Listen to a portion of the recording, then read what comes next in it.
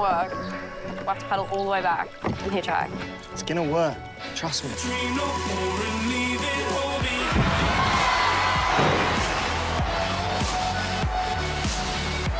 You all grown up now, so you guys still best friends after all these years, huh?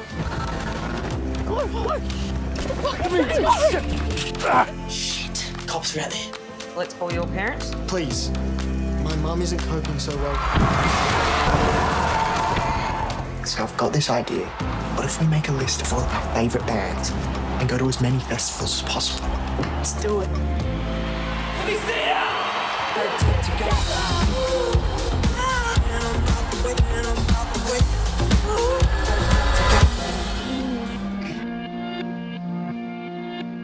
This is an opportunity to tell your story. Everyone likes the idea of becoming an artist, but only if you actually make it about the music. This is Jimmy. He's had a really rough time lately. Can you play guitar? Do you think everyone takes me as a joke? Are you scared?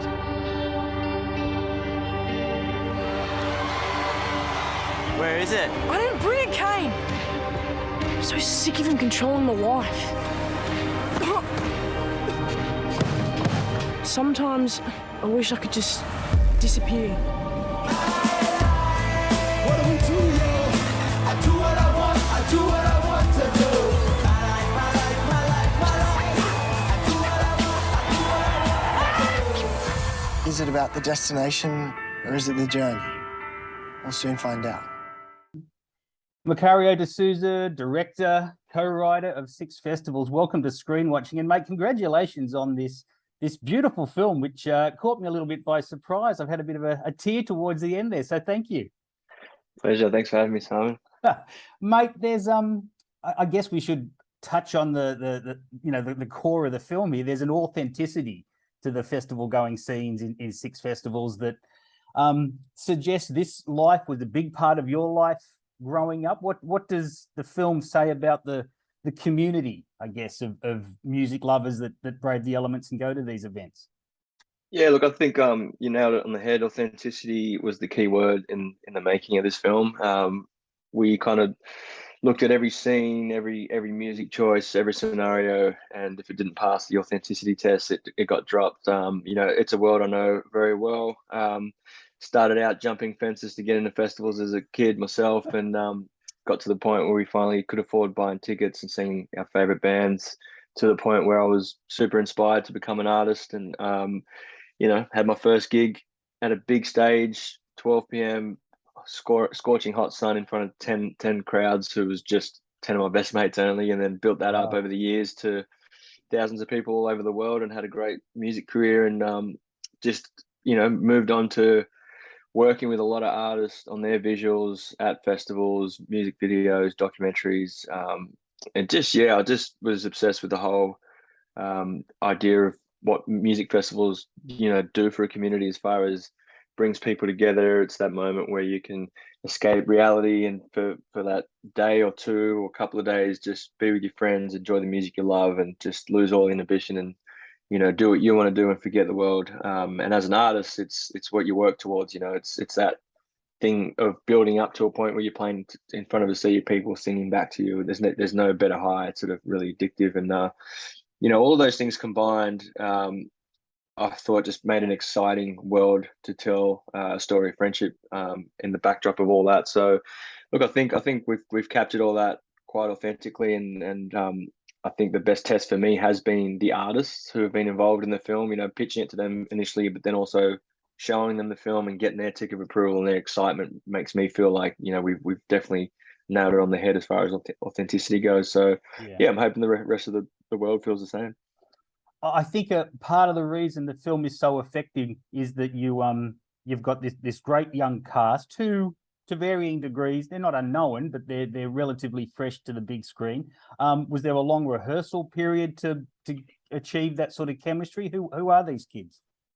Yeah, look, it's I guess some of the hurdles that we've had, in the making of this film, which prolonged everything. Kind of the silver lining, I guess, was these kids got to spend more time together. So particularly the trio in the characters of Maxie, Summer, and James. Maxie's played by Rasmus King, young surfer from Byron Bay.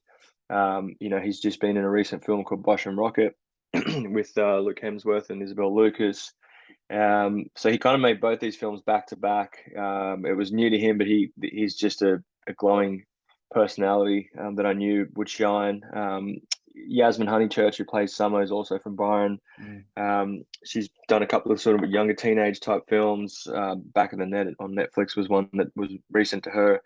And Rory Potter, who played James, he had a big role to fill. Yeah. He was in The Dressmaker. He's kind of got a lot of big theatre background. So varying kind of levels of experience, but sort of perfect in a way where they weren't all too polished. I wasn't looking for polished actors. I was looking more for personalities. And I think they gave us a good dynamics. And look, we had, weeks of rehearsals, but we also had like early workshops. I'd hire a house in Byron and we'd get together and spend a week and we'd go surfing, we'd play games. We'd sort of go through the ideas of scenes as opposed to too much, practice of the scenes, and they got to know each other well. And then obviously with stoppages like bushfires and floods and then COVID, they just spent more time together and just got tired. And so by the time you saw them on screen, that friendship really shined. Who's the nasty piece of work who plays the older brother? He's extraordinary in that role. Yeah, it's funny. So I wanted to cast real brothers in the role of Maxie and his older brother Kane in the film. Oh, so wow. Kane is played by Kobie King, who's Rasmus King's older brother. Wow. Okay. Kobie is a professional surfer. He's on the surfing circuit. He's never acted before. Again, I just had a feeling he had what it took to push him to perform, and it's such a world away from what he really is. And I think the actor who's sort of progressed and I guess gone the furthest away from what the real kind of personality is like is Kaius. He's playing this lad drug dealing kind of prick brother who is such a far world away from who he is. He's such a loving, warm young older brother to his young brother Rasmus. He's a surfer. He doesn't touch drugs. He doesn't drink. He's a pro athlete. Yeah. But he knows those kind of cats, and he kind of tapped into that world. And we watched a lot of Instagram videos to sort of prepare for that role, and I think he did a great job. Oh man, that scene where he turns to James in the Portaloo, I thought he was going to rip his skin off. That was amazing. Yeah. You trust your young audience with this film to be able to deal with big adult issues like mortality, like emotional distress. James at the Big Pineapple, and that extraordinary single shot you do with Marley walking to the stage after that tent moment. That was and Maxie's drug reaction, of course. For all the highs, you don't skimp on the lows of this kind of life.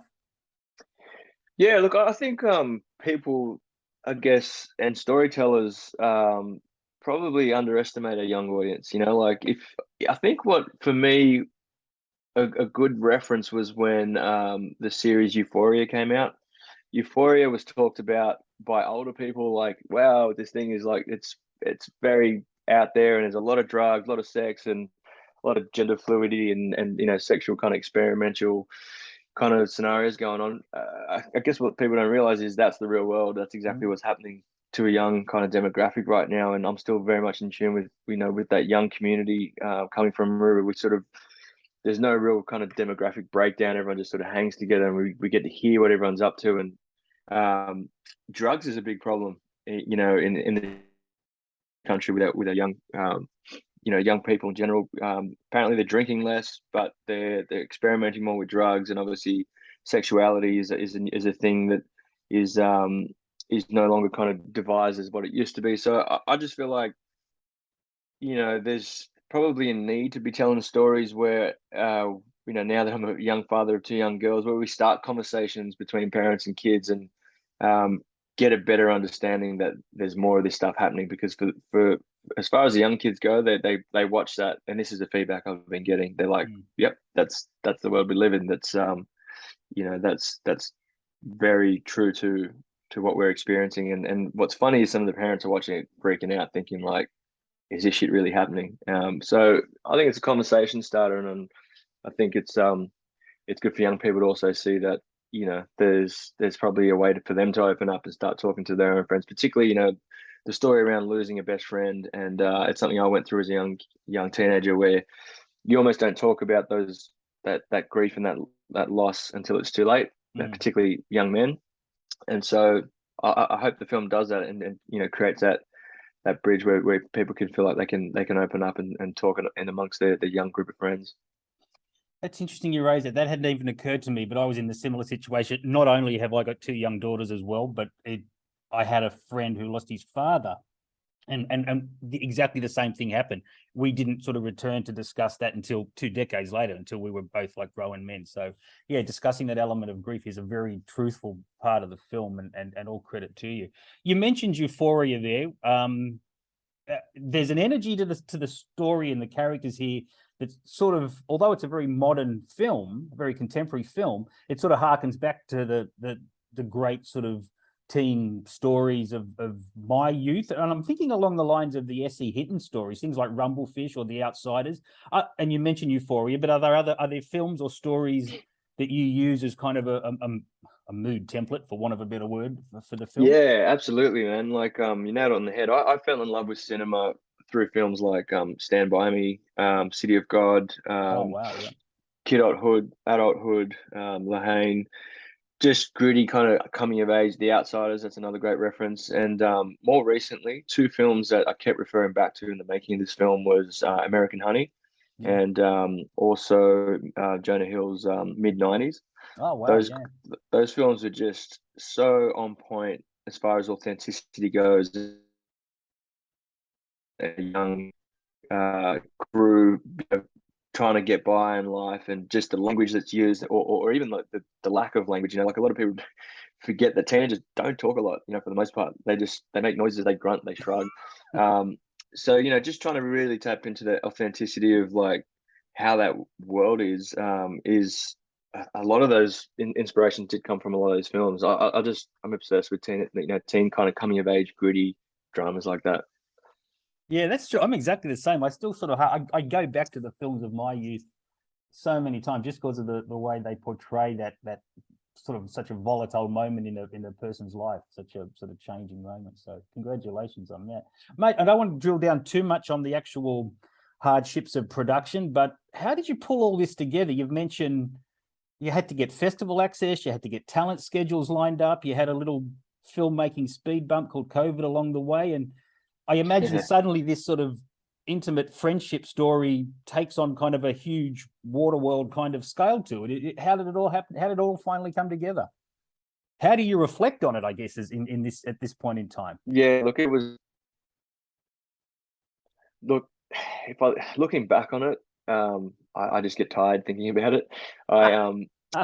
It was the single most challenging thing I've ever taken on in my life. Like, to be honest, it's probably one of those things that I'm glad we did it, we achieved it, and we're here, but it may not be something I'll ever tackle ever again. It was just like one thing that I kind of started, and when I started it, I had to finish it and see it to the end. And we had so many challenges, like over 4 or 5 years. You know, we had to get, first of all, festival partners on board who allow us to shoot at festival, because my non-negotiable was, you know, bringing my documentary flavor into this thing where we make it super raw and energetic, where we shoot at real festivals, real crowds, real bands came out themselves. So trying to get the festival partners who could see, you know, the benefits and I guess the vision, then see what the lineup on that festival is, and then approach the artists to see if we can shoot them. Obviously, lineups were chopping and changing all the time. Getting songs pre-cleared before we shot them, and rather than just clearing one, I'd clear 3 to 4 to give us options in the edit. Then obviously we had the cancellations of festivals at the time. There was a lot of struggling festivals because of the government was waging war on drugs, and you know there was a couple of OD scenarios. Then there was, you know, bushfires. Then there was floods, and then obviously COVID. So we dealt with all that. And then when we went back to shoot at festivals, I really wanted to make this a timeless piece and not remind anyone of, you know, social distancing and masks and any of that shit. So I kind of wanted to frame around that, which was tricky at parts, and just choose, you know, scenes and scenarios that made you feel like this thing happened at some point, but never reminded you of COVID. So, yeah, look, it just got to a point where we just kept capturing gold at festivals, and then we'd have this big long break because of scenarios. And those bits of gold that we captured was just enough to keep the fire burning for me to just, you know, keep swimming to the other side, because there was so many points where we should have pulled the pin. And, you know, was possibly just going to have a mental breakdown. But I could see that, you know, we were onto something, and now I still look back on it at screenings, and, you know, at this stage still I sit through the entire screening, don't leave, and I still get the same exciting buzz that I got when we first kind of pitched it. It's all up there on the screen, mate. All the hard work you put in and the passion of the cast and crew and yourself comes across in the film. So congratulations, Mac. And Six Festivals goes into cinemas on the 18th of August, I think, from the top of my head. 11th of August. I do apologise, on the 11th of August, and then out across your favourite streaming platforms in the months ahead. So, Mac, thank you so much for being part of Screen Watching, and congratulations on the film. My pleasure, Simon. Thanks for your time.